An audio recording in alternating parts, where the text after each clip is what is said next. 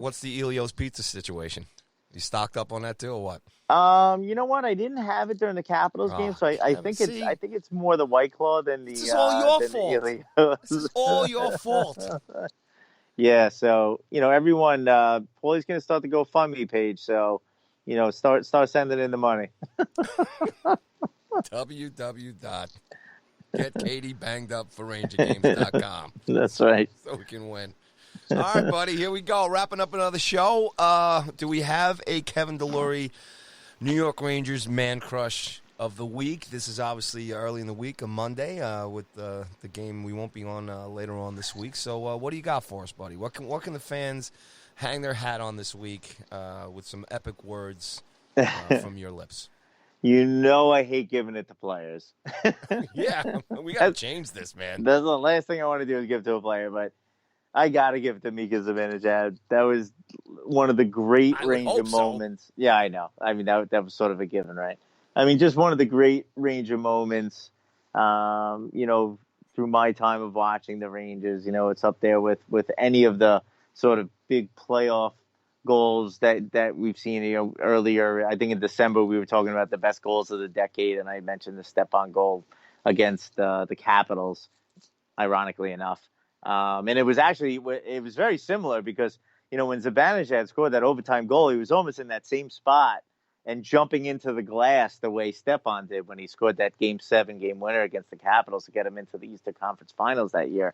Mm-hmm. So it was a lot of sort of parallels there. So, but, just a great night. He is really taking his game to the next level. And I think that game, if he hadn't already, has cemented himself as one of the superstars in the game right now.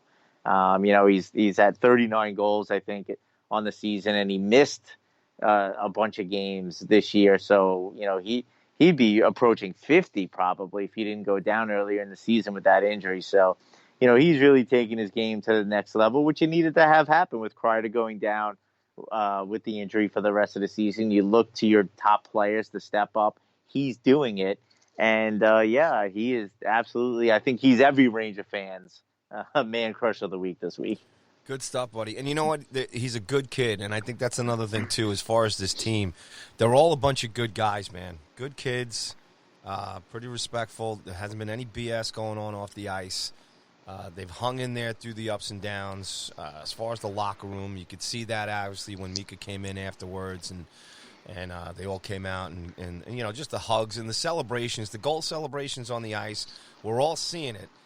So there's some great chemistry there, some great camaraderie, and this is how teams grow together, build together, and if they keep some of the, the main parts of this unit, this will be the veterans down the road in 3 to 5 years carrying this team, this organization. So, we talk about how good things are off the ice as far as the administration, and it starts with JD and it comes down.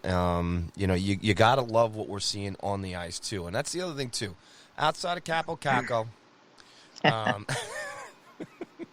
it's a good team, man. It's a good team, good bunch of guys. Capo's going to find his way, too, man. I got a little more patience for him, but fire it up, buddy. Let's go. Bang pucks in the net already.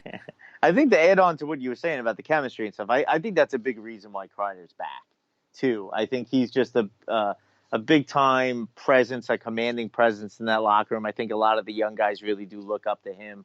I think he's a big reason for that sort of culture and that chemistry in the locker room. And I think if they would have traded him away, I mean, you're seeing how it's affecting the team on the ice and them in that 1-4 sort of streak here.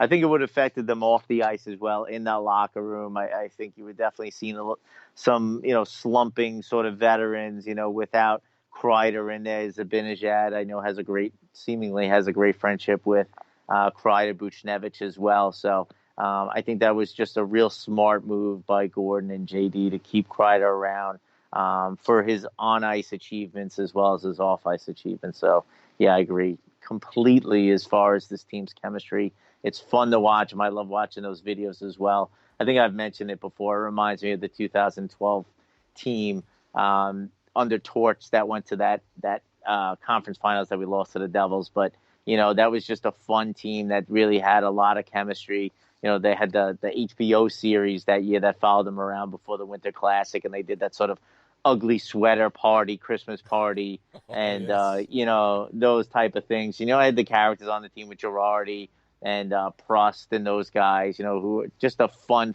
group.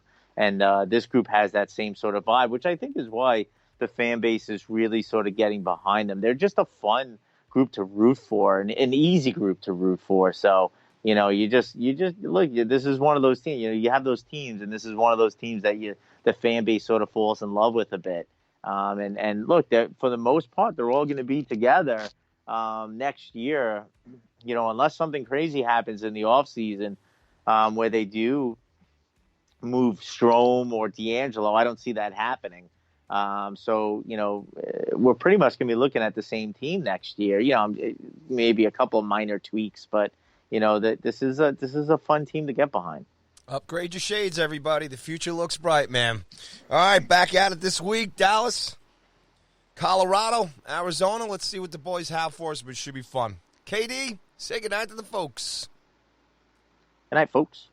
All right, everybody. Once again, thanks so much for listening and tuning in to Go Rangers Radio. We really appreciate the support. Tell the world. Get your friends and everybody else to keep subscribing. And as always, let's go Rangers!